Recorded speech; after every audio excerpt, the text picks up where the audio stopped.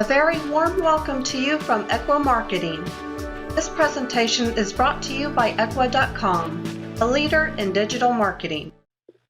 Hello everyone, welcome to an amazing episode of the Growing Dentist podcast show. Today I'm super excited to have with me Steve Parker, somebody who's associated with a brand that has been here for a long time, started by Dr. Woody Oakes. Steve is the editor-in-chief of the Profitable Dentist magazine. Also, he's the president and CEO of Excellence in Dentistry. Steve, welcome. Thank you for having me on. I'm very excited to be here today. Thank you, Steve. For those of us who don't know you, can you tell us a little bit about yourself and how you got involved with Woody Oakes and when you purchased the magazine and the Excellence in Dentistry brand? Sure, I would love to. I have been involved in dentistry for about 15 years. My background is finance and management. I'm an entrepreneur by nature. I've started a number of businesses, grown them quite large. Some I've sold, some I still hold a position in, and or sold either majority interest or sold interest in. So I stay very involved in businesses that I have started. I got involved in dentistry about 15 years ago after I sold a fairly large telecommunications company, and a good friend told me his wife was a dentist. We had gone to college together, and he said, since you're retired at 40, you should come start something in dentistry. And he said, and I think it should be dental labs. So I still tease him to this day that that's what got me started in dentistry. I started buying dental labs, and that didn't work out so well. Dental labs it's kind of like herding cats. They were a very difficult business at the time. I still own some dental labs, enjoy it very much. I'm not a technician, but I have understood the business and have understood how to kind of get my hands around it and make those very profitable. Through the course of that, I began consulting. I had dental lab clients who would owe, pretty substantial lab bills, which didn't make sense to me. They're really great dentists. They have a great location. They have a good little business, but they just couldn't pay their bill. So I got involved, I got involved directly and said, well, here's what I'll do. I'll come in and consult with you a little bit on the business side. I looked under the hood, found out there were a lot of common factors. They had very high AR. Their key metrics, their ratios, say payroll to overhead, payroll to revenue was very high. Overhead might be very high. So I would tinker with those. That worked out fairly well. That's where I grew into coaching and some practice management. And over the course of time, maybe 20 years ago or so, I met Dr. Woody Oakes. We actually did some business together a long time ago with his magazine, and we just happened to live in the same little town outside of Louisville, Kentucky. And we both went to Indiana University, so we had a lot of things in common. And we bumped into each other, and I asked him how things were going, and his health had struggled a little bit. I had just gotten out of a business and said, I'm looking for something to do next. And he said, well, I'm looking for somebody to help take the magazine and the seminars into the next century and take them, digital.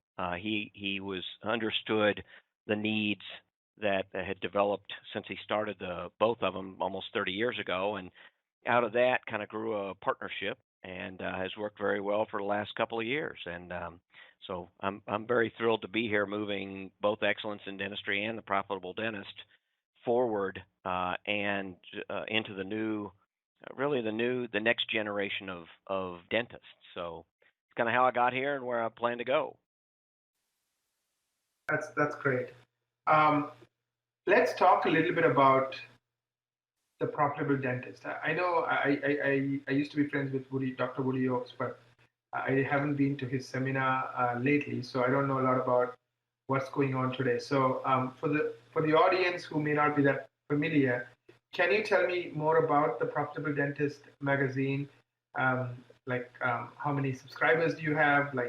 How many print copies do you guys mail out? versus how many do you have for digital? Just some ballpark numbers, and how frequently does it come out, and what kind of information does it have? Sure. Great question. It's a really interesting story. The Profitable Dentist began as an idea between Woody Oakes and a couple of friends that were all struggling dentists during the late 70s and 80s, 1980s. They, dentistry is a tough profession as a clinician. It's even tougher as a business person. They don't teach you that in dental school. So these guys would struggle, and they started to share ideas. And it got a little bit bigger, and their little group got a little bit bigger, and they said, well, gosh, if we're all having this issue, wonder how many other people out there are. So they put one little ad in one little magazine and said, hey, we're thinking of starting a newsletter.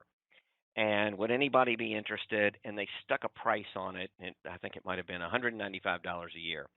And they didn't even really have anything at the time. They had an idea, and they were flooded with requests and checks that said, sure, this sounds great. We're out here in, wherever it might be, in Idaho, and we struggle too, and we'd like to share ideas with somebody. So that little newsletter that literally got run on a copier in the back of Dr. Oak's office and got mailed out from the basement of his office became the Profitable Dentist magazine. So it started out as a little stapled together newsletter. Then it grew 2 or 3 iterations into its current form.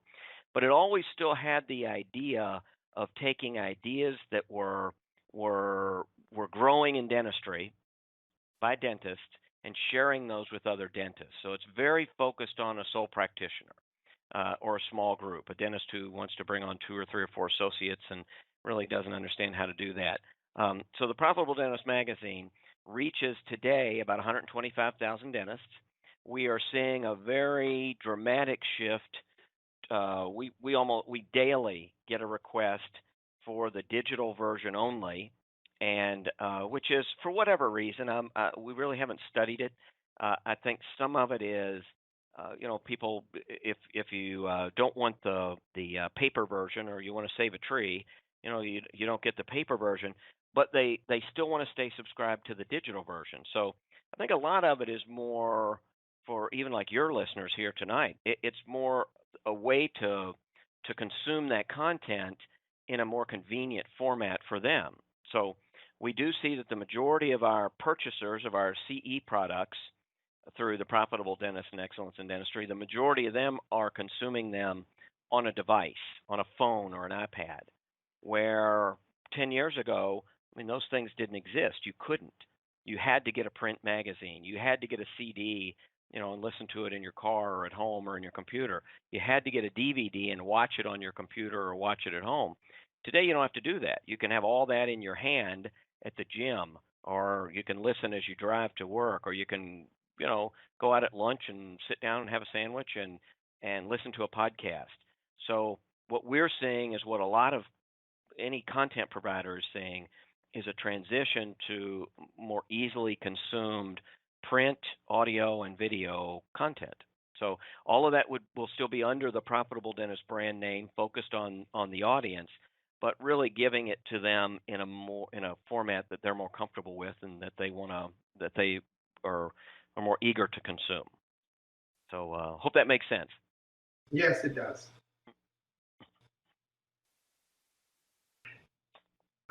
Let's talk a little bit about excellence in dentistry.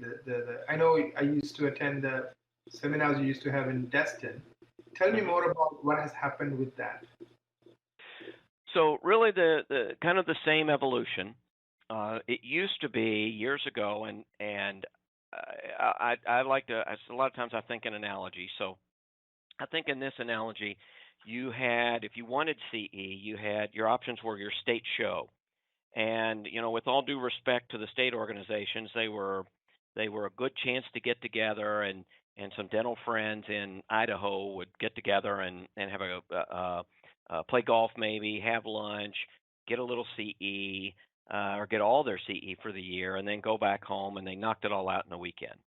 So that's kind of the that's where all this started.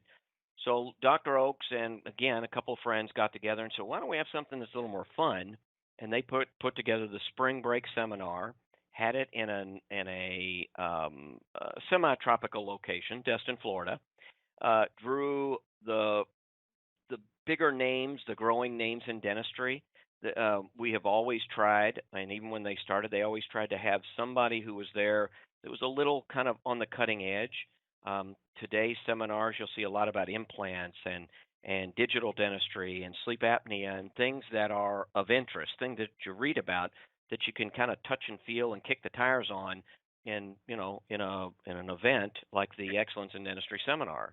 So the way it's evolved is instead of one big seminar, we are making a little evolution ourselves.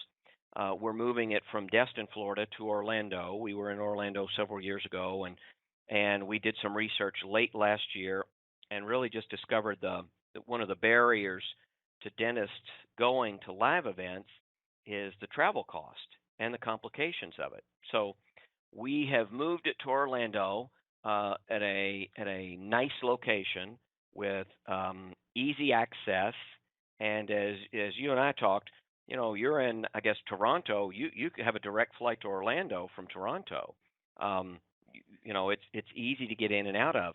Destin just wasn't that easy. So we also are competing with, again, digitally delivered content with streamed content. So what we're trying to do is add elements to a live event, more networking, more interaction, more the ability to come meet and talk firsthand to the presenters.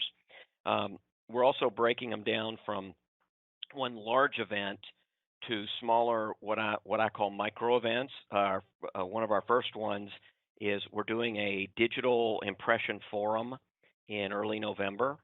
And that is basically an event where I invite the manufacturers together. I invite reps, the representative and distribution companies to sponsor, and a dentist can show up and answer simple questions like, in this case, it would be, I want to learn what I can learn about taking digital impressions. I keep reading about it, hearing about it. Where can I go learn about it in an unbiased way? I'm not going to a manufacturer's event. I'm going to an unbiased forum. The second question would be, should I be seriously buying one or should I wait? And the third question is, if I've decided to buy one, which one should I buy that's right for me specifically? So with digital impressions, there's 9. There are 9 primary manufacturers. And, it's always, the way I explain it is it's like buying a car. If you have 4 kids or 5 kids, a 2-seater car is not the right car for you. You need a minivan. By the same token, if you're, I have 5 kids and my kids are all leaving home, so we're looking for a little 2-seater car. We're getting out of the minivan. So what I'm trying to do is bring all the people together. And then the fourth question is, what are the next steps? If I've decided to buy one, I've decided the one I want, how do I do that? And then I put my events put you together with the ability to purchase that with the people who have that, who can finance it, who can deliver it, and who can implement it for you. So that's an event that is singly focused on one thing, and you can knock it out in a day. We'll move those around the country, so that event will be about 6 different places around the country, and that is in contrast to, and we'll still have one large event, but what I'm getting are docs who say, hey, I want to know about these specific things, and I want to do it in a day. So first one is digital impression forum. We've got sleep apnea forums lined up, and we also have implant forums lined up for exactly the same general or sole practitioner or general dentist or small group.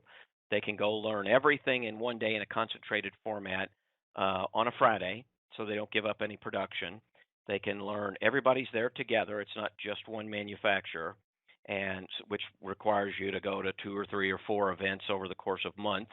This is one intensive event, and that is really where I see live events going, is more of a single intensive event than larger big multi content or multi subject meetings. So we'll still do that, but the greatest interest that we get is in more focused events. So I think the attendance will be greater at focused events than it will bigger events.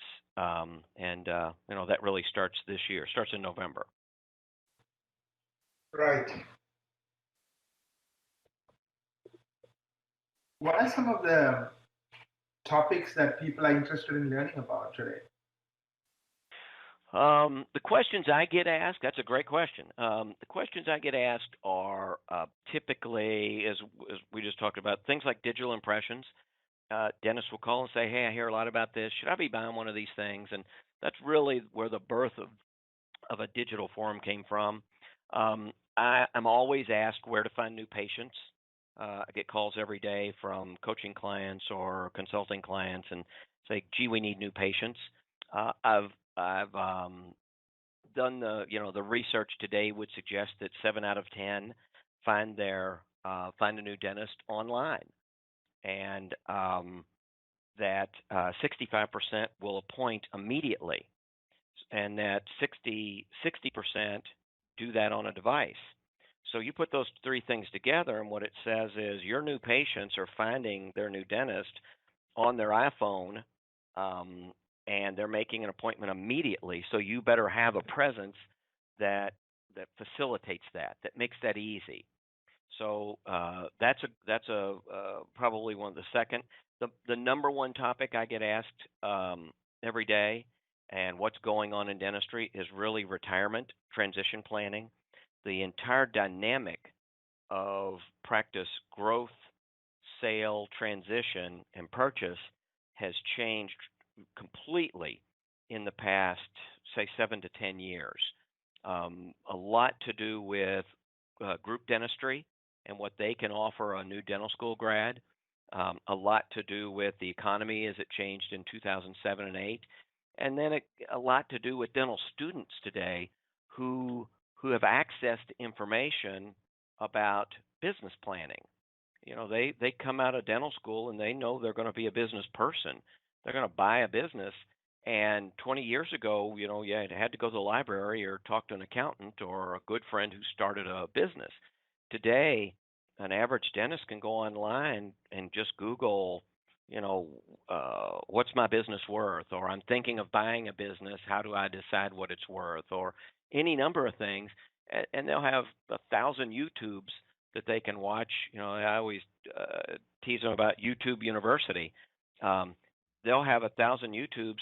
They go into the purchase of a practice completely differently than a dentist who's 20 years older or maybe a generation ago.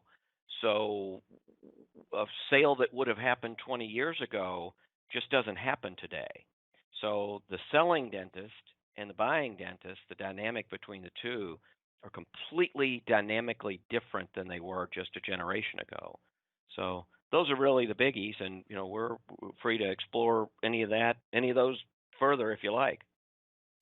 Yeah, I think it's fascinating. So, I mean, what you're saying is the way people do things has totally changed. It's just not that, they're just reading on a tablet versus a print, but it's also that,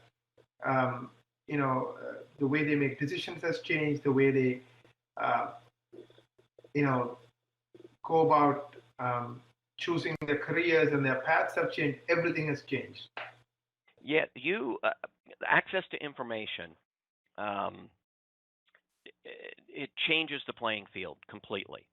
And again, I think in terms of analogies, I'll give you one. That's pertinent to my life today. We had a son who had an accident. Everybody's okay. Car got totaled. He needs a new car. 20 years ago, even a decade ago, you walk into a car dealership and you start to, you haggle over the car. You pick one you like, and then, now you struggle with the price. Today, he's going to go buy a car. He's picked the car that he wants, and he can go on and search, is this car really worth this? Or what are people paying for this car? Or, we live in, say, Louisville, Kentucky. Indianapolis, Indiana, and Cincinnati, Ohio are a little over an hour away. He can do a search and expand it 100 miles. He can find that same car, same color, same everything 100 miles away and maybe $1,000 less. So is it worth driving 1,000 or 100 miles to save $1,000? Sure it is. Um, there are all kinds of sites that will tell you the last, the purchase price, the last time somebody purchased it. So that's amazing information to just buy a car. Imagine that if you're going to dental school. I know a group of dentists. They just graduated from the University of Kentucky, and three of them, they bought their own practice before they graduated. They taught themselves sort of the business side of it. They found a mentor, Dr. Tom Larkin, great guy. And out of this, none of them really realized what they were doing, but they were learning how to acquire a dental practice. Now, 20 years ago, what would have happened is they graduated and said, "Hey, I'm a dentist now. Let me go look for a place to work for 2 years and kind of cut my teeth, so to speak, and understand the business and find a doc who's wanting to retire in 2 to 3 years. I'll work for 2 to 3 years for low wages just to get an education." And I can tell you in my consulting part of my business, I've seen that blow apart 90+% of the time. The doc who wants to sell suddenly has it a little easier. He or she is working 3 days a week, and somebody else is doing all the stuff they don't want to do, and they don't want that to end. They kind of like that. Now the doc who came out of dental school feels like I put in my hard work. Now it's time for me to get this practice for little to nothing. And they find out they're both miles apart. The whole thing blows up, and they start over again. Um, that that dynamic, I'm to the good, I guess. I'm seeing that less and less and less and less. What I see now is a pretty smart buyer who comes into this knowing what EBITDA is, earnings before interest, taxes, depreciation, and amortization, and they understand what that means to valuing a practice.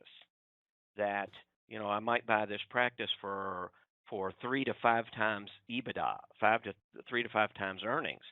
Where the selling dentist looks at it and says, hey, I do this much in dentures and I have this kind of patient base, and therefore I think it ought to be worth X.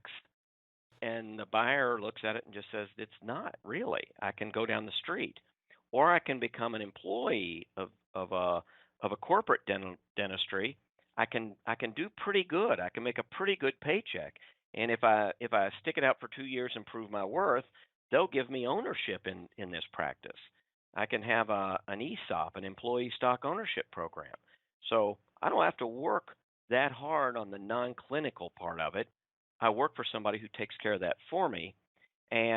Or they can get together with, as these three guys did when they graduated, they can get together with 2 or 3 of their buddies and say, hey, let's just start a little group. We'll hire a manager for all of us. We'll combine our insurance filings and let one person take care of that who's really good at it, and then each of us can run our own clinic the way we want to run it. We can do dentistry the way we want, but we can be satisfied in that we're only taking the insurance that we all decide we want to take. We have some negotiating strength with a PPO because it's 4 times the size that it would be of any of them together. So PPO looks at them and says, hey, we need to talk to these guys. They run a lot of business through us, and instead of a $500 crown reimbursement, we've got to give them an $800 or $900 crown reimbursement for them to use us as a PPO. Supply companies look at them and say, wow, look at the volume that they're buying. There's 4 offices. We're going to give them a deeper discount than we would if it was a single doc. So young dentists coming out of school understand that in a way that somebody who graduated 20 years ago just didn't and couldn't. And so that's the struggle for somebody who is say I call them late career docs, somebody who's 55, 60 and is looking to retire in 5 years or 8 years or 10 years. That's why 96%, according to the ADA, 96% of dentists who are 65 years old are not prepared financially to retire. They can't retire. It's 96%. That is unbelievable. That's more than people who work at Ford on the assembly line. And they didn't have nearly the volume of money go through their hands in their career as a dentist did. But dentists of that age are just waiting for an associate to come along out of dental school, sign up for this, and then at some point, buy them out, hand it over, and that model, that business model of practice transition, is just dropping dramatically. It's probably less than 50% now, where it used to be 99%. That's how it worked.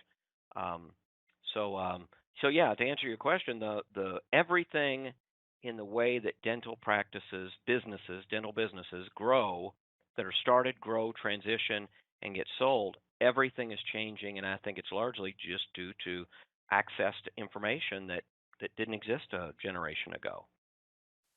Wow, that's going to have seismic, you know, impact on like valuation of practices, and it's going to turn into a buyer's market, right? More than a seller's market. Is that what's It's happening? so here's the good news. Not to sound gloom and doom. Here's the good news for a seller. And again, to use an analogy, if I have an older home, years ago I used to love older homes, and I wanted to buy an old Victorian and put some time and effort into it. And I always used to say your home is, in that case, it's the third person in your marriage. You have to love it and you have to live it, and everything you do is fixing it up. And there are a limited number of buyers for those. Now, if you have a standard type of house in a neighborhood, 3 bedrooms, 2 baths, nice big backyard for people with kids, there are lots and lots and lots of buyers for those. So if you're a builder, which one are you going to build? You're going to build what the market wants, and the builders who do that are very successful. The builders who build, I remember one time I looked at a house that had a 5-car garage. That was great for the guy who had the 5 cars, but when he went to sell it, it turned me off as a buyer, if that makes sense. I don't want 5-car, I don't need a 5-car garage. So he built a thing that there weren't many buyers for. So if you have a dental practice, you have to look at it the same way and say, who's my buyer going to be 5 years from now, and or 8 years from now? And you don't, with all due respect, I'm 55, so I'm in the same boat. If I had no savings and I had to start now, I have a very short time if I'm going to count on the magic of compounding and putting money in a 401k. I can do that, but I have a very short time. The value of that is doing it for 30 years, and your money will double 3 and 4 and 5 times. So that original dollar is now $16 or $32. Whereas if I only have 10 years, that original dollar is about $2.50. So that's not a good strategy. But to look at my practice and say, here's what a buyer wants. A buyer may not care if you do sedation or not. Today's buyers are typically not really keen on removables, on dentures. The patient base is older, and they're smart enough to understand what we call the LTV, the lifetime value of a customer. And the lifetime value, think of the difference between the lifetime value of a family with 2 or 3 kids that come to you in their 30s, and the number of hygiene visits and perio visits and occasional crown here and there and yada, yada, yada. And versus a person who's 76, has a lot of time on their hands, and wants to only pay $500 for a set of dentures and wants to come in every week and get them adjusted. That hits your bottom line, and a younger doc understands that. So they're not really interested in buying a practice that has a very high removable base, because it's financially it's a challenge. So not that that's not a great practice, it's just that you're going to have to find a very unique buyer for that. So the answer really is, as a dentist who's 55, maybe bring in an associate and say, listen, here's what we're going to do for the next 10 years. We're going to transition to this kind of treatment. I'm going to manage my ratios. I need overhead to be less than 50%. I can't be functioning on 85% overhead like I have been for a while. I need new patient growth of 20 new patients a month. I can't function on 1 or 2 new patients a month. And they focus on the things that demonstrate that is a thriving practice for a young dentist who's coming out of school that says, okay, I understand a thriving practice versus a struggling practice. And if I'm going to buy one, if I'm going to buy a struggling practice, I'm going to pay a whole lot less than I'm going to as a multiple of earnings of EBITDA than I am a growing practice that all I have to do is come in and keep the momentum going. They say, it's easier to get, an object in motion tends to stay in motion, and an object at rest tends to stay in rest. So a practice that's growing 10 or 15 or 20% a year over year for say the past 3 to 5 years, a young dentist who comes in just has to really keep that momentum going versus coming in and saying, hey, here's a great fixer-upper, let me get this started. Let me transition from a lot of removables to a lot of crown and bridge. Let me bring in some ortho. But but the retiring dentist is 72 and his average patient is about the same age. You're not going to do a lot of crown and bridge. So I don't know if that makes sense, but the dynamic of the business is something that a buyer is going to look at, a young, smarter buyer, and say, okay, I can pay a lot more for this practice than I would for the practice down the street. So as a seller, you'll get a lot higher return. You'll get a lot higher price for your practice. Plus, you'll just know that it continues versus somebody coming in and losing half the patient base right away and half the staff. And I mean, I see it every day in dentistry. And 3 years from now, the original practice is gone or chopped up or folded into something else. But so in a sad sense, somebody's life work just kind of fell apart 3 years after they retired. Absolutely. I think what you're saying is, I was talking to Dr. Rice, and he talked about the mindset of the older generation versus the young generation, the millennials. The older generation was taught to believe that, you work hard, you put in your time, and somehow things will, take care of itself. But the reality is, in today's world, I work for 50 years or 30 years and then retire and then have retirement. It's kind of evaporating, right? I mean, you saw Enron and all kinds of, issues. Well, yeah, they're just different models. There are different options. Whereas a generation ago, there was one model. There was one way that a practice transitioned or got sold, and it was somebody graduated from dental school with a lot of debt, needed a job, so 95 to 98% plus went to work for another dentist for 2 or 3 years as an associate in the hopes that they would take over the practice, and didn't give a thought to how profitable was the practice, how much can they actually take home.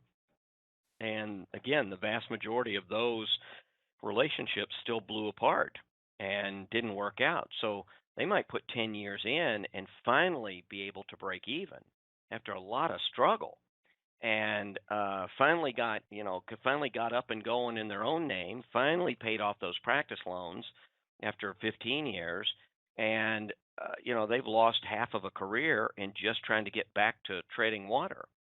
And I guess the point is, a younger generation says, I don't want to do that. Right. There's smarter, better ways to do this. And so the options, there are just so many more better options than that model that's really existed for 70-ish years or so. It was really the only thing that existed. Groups didn't exist. I mean, if you wanted to come out of dental school and work for a group with 750 dentists, it literally didn't exist.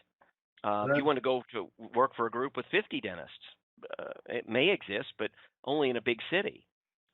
Those options just didn't exist a generation ago. So you had one model, and that's how it worked. So that's really the difference. Is an older dentist is waiting for his or her turn. They've been practicing since 1979. They're waiting for their turn, and they're looking for that new associate to come along, fresh out of dental school, like they did, 40 years ago, and they're not there.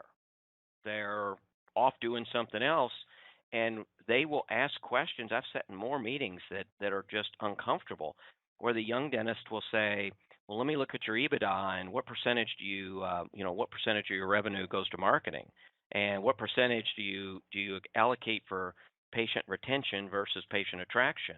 And these older docs just look and say, "I don't know, but we do sedation." And they so I guess what I'm saying is it's a conversation that is almost like two different languages. Right. Young docs understand it's a business, and older docs or a dentist who happen to own a business and really haven't thought of themselves that way. So it's the AR question is always, always, always uncomfortable. We'll walk into a practice that has 6 or 8 or 9 months worth of accounts receivable sitting on the books. Half of that's never going to be collected. Um, and a young doc understands that. They've loaned their patients money interest free for years, and they don't want to take that on. So they understand when they come in, if they were to buy this practice, number one, they're not taking all that bad debt. Number two, you have to retrain your patients. These patients are used to coming in, getting treatment, and paying you over. I mean, I've seen some of them where they would take, $10 a month for 8 or 9 years. Um, uh, Young dentists would never even start that. So they understand what they would be walking into if they did that, and they're just not going to. So the older generation really needs to just focus on what is it that the buyer wants, and this is a younger audience that's a little more informed, and take this time to re-engineer their practice, and it's well worth the investment. They'll change it from getting 1 or 2 times earnings to getting sometimes 10 or more times earnings, and which means they've invested in themselves. It's a better investment than anything they can make out in the market. It's a better return than any savings they could put into play for the next 10 years. So they're really investing in their practice. Think of it as an old house that you're remodeling for a new young buyer, and that's kind of what they're doing. You're making a ton of sense. You're saying um, the young people want to work smart, and you also can work smart as the older dentist trying to sell a practice and get significantly more better return on your time, your money, uh, hmm versus just doing the same old thing and then telling the new doc, "Hey, I do sedation," and he's like, "So what?" Right. And if they don't do sedation, and here's the way I always look at it. We live in southern Indiana, outside Louisville, Kentucky. My dad lives in Florida. In Florida, South Florida, everybody has a pool, and maintaining that pool costs pennies because everybody has a pool. It's always open all year round, so it's part of the value of your home. Here in southern Indiana, if you have a pool, it actually lowers the value of your home. Now you just spent 50 or 60 grand on a pool to lower the value of your home. That's a terrible investment. So you've invested in a thing that buyers don't want. They would like to have a pool, but they're not going to pay extra for it. You can only use it half the year. It's expensive to maintain, and in my case, when your kids are gone, it's not worth opening and closing the pool every year. So if I invested in that, I just need to understand it hasn't helped my value any. So if you're a doc who does like holistic dentistry or sedation dentistry or things that they're a very small niche market, you've got to realize that you're buying dentists, unless they do that, it's of no value to them. So they might look at your patient base and say, "Wow, you have 1,200 active patients, but 400 of them are holistic, and they want to do ozone therapy, and they want to do all these things that I just don't do." They're not going to give. There's no value to those patients, and therefore they may or may not be interested in coming on as an associate or buying your practice. They may just say, "Gosh, you really only have 800 patients that I'm interested in." Or if half of your base is removables and you're struggling with cash flow, which I see a lot, um, these aren't patients who have a big lifetime value. Again, they're not coming in twice a year for hygiene or more. They're not having a crown every 3 years. They don't have referrals a lot of referrals in their network from work or school or where their kids play, the value of that patient is very small. So if 50% of your revenue is generated from removables, it's going to be hard to find a buyer who will give you any value for that going forward. They know they're going to lose most of those people, so no sense paying for them, so to speak. So I don't know if that answers the question, but yes, that's kind of what it's saying is understand what the buyer is buying, and it's completely different than it was just a generation ago. Right.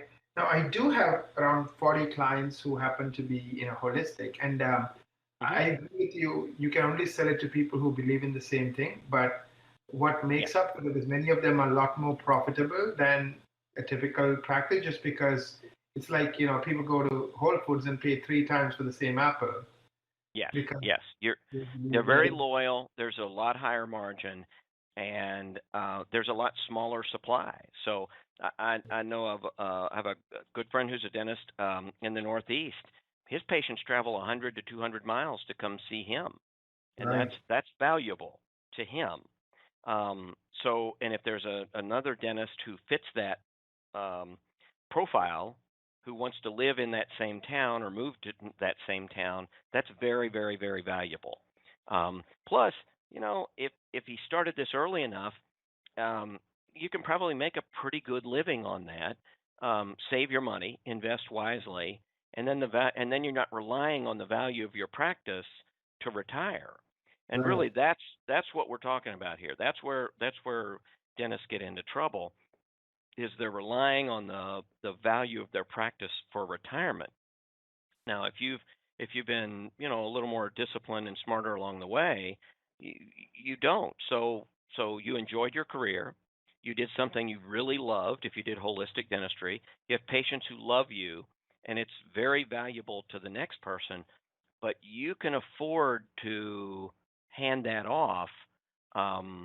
You can maybe that's the statement. You can afford to hand that off or to transition that and sell that. Whereas if that's your whole retirement, you've got to find a buyer who's willing to pay for that, and there's just a smaller population of them. So it's back to the 5-car garage.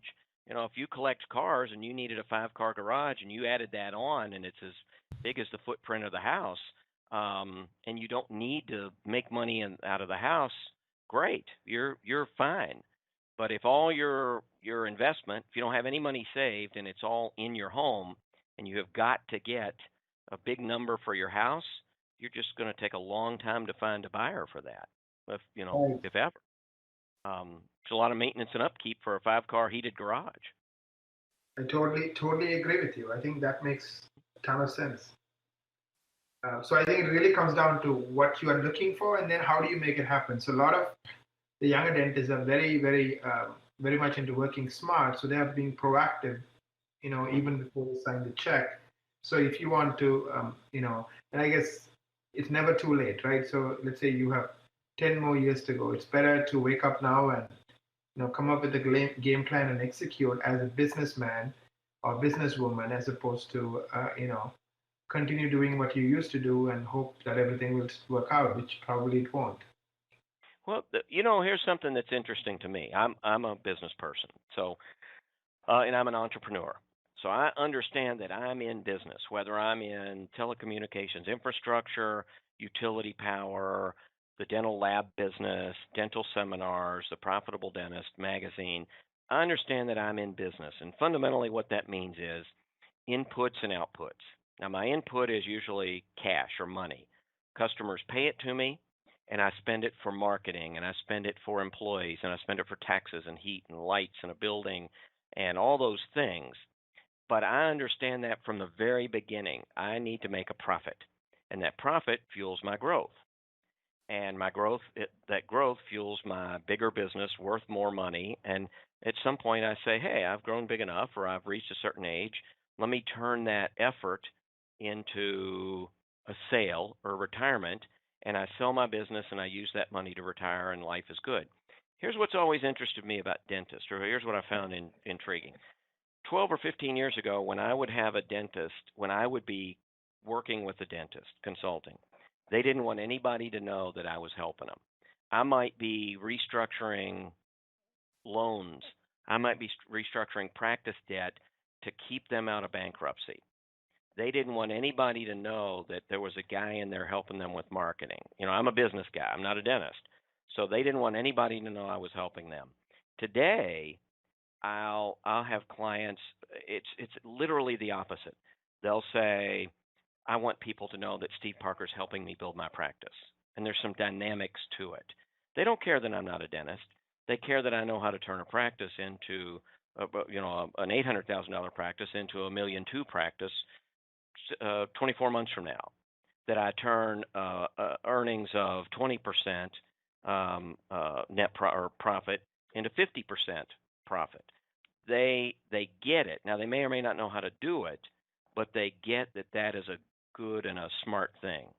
So what's always interested me is dentistry is a profession where for 70 years, for a generation, nearly 100% of dental school graduates at some point will be an entrepreneur.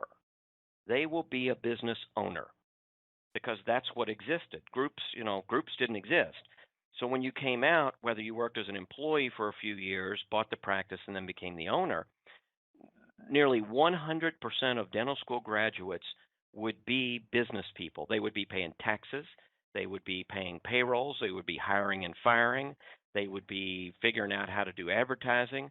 They would do all these business functions. But their entire education for business would be a couple of classes in their senior year. And that was all. Whereas, a lot of physicians, the majority of physicians today even, come out of medical school and they immediately go to work for a hospital group or a medical group, or somebody else takes care of all that stuff. Hiring and firing, somebody else does it. Facilities, somebody else finds those. Paying taxes, it's not just the accountant. You need to understand it. That's also one of the biggest dangers that we found, or one of the biggest questions. You ask me the questions I get. Every day I have practices that got sold. A dentist took a big bunch of money 9 months ago. It's time to file taxes the following year, and they just figured out what capital gains are. And they realize they owe $89,000 in taxes, and they spent that money or put it away, and they don't have it. That's a simple thing that every business owner understands. When I sell it, I'm giving Uncle Sam a big fat chunk of it. Dentists don't even, they're not even aware of it. So what's always struck me about dentistry is for generations, 100% of them were going to be entrepreneurs, business owners. And they got maybe 6 credit hours of education on that component of their career. And I think that's a disservice. That's quickly being addressed with dental schools, but for a generation, this past generation or two, it's becoming something that they probably wish they would have learned in dental school 30 or 40 years ago, and they wouldn't be in the spot that they're in now. Right. So, This is excellent insight. I think I totally understand what you're saying. In terms of business part is getting bigger and bigger, and also the world itself is changing. So the same old way of running a business, in other words, the way you used to run your business 5 years ago may not work today. And you can't just come out and say, okay, I'm a dentist. Let's do something about that. It just, that generation is really behind us now. So you can, but you may not. I mean, I'll be honest with you. I know a lot of dentists who are in their 50s and take home $55,000 a year, and have lived through finally paying off student loans, finally paying off practice debt, finally paying off, and they have $22,000 saved for retirement, and it is steamrolling up on them. And when I ask them what's your plan, it's, well, I'm going to sell my practice. In 10 years, I want to sell my practice in 10 years. And I'll ask them, what do you think it's worth? Well, they have no idea. They say, I don't know. And I'll say, well, we'll look at your numbers right now. It's worth about, $100,000. And they'll look at me and say, well, I can't retire on that. And no, you can't.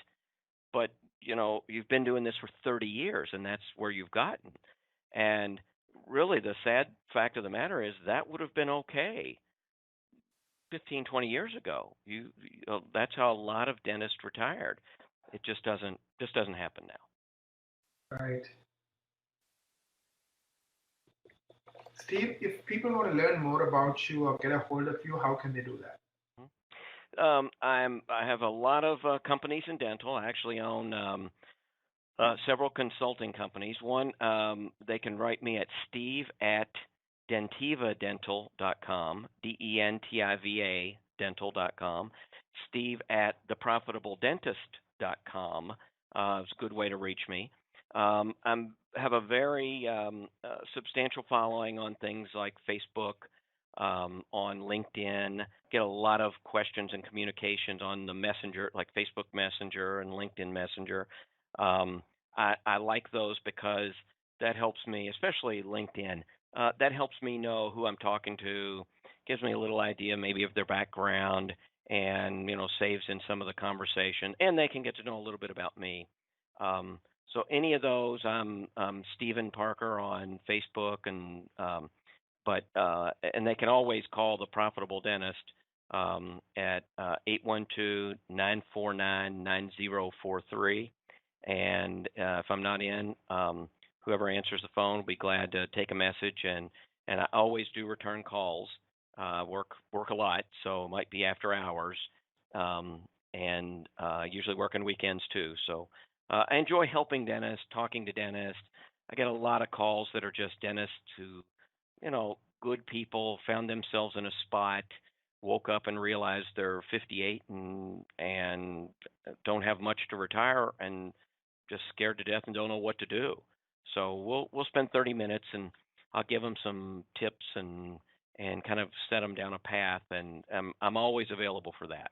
So I would tell all your listeners, don't hesitate to call, even with simple questions. I love getting to know new dentists. That's awesome. Thank you very much, Steve, for taking the time to talk to me today. I really enjoyed this conversation, and we'll put all your contact information, everything, on the podcast so people can get a hold of you. Great. Likewise. Thank you very much. I'm really glad to be on with you. Thank you, Steve.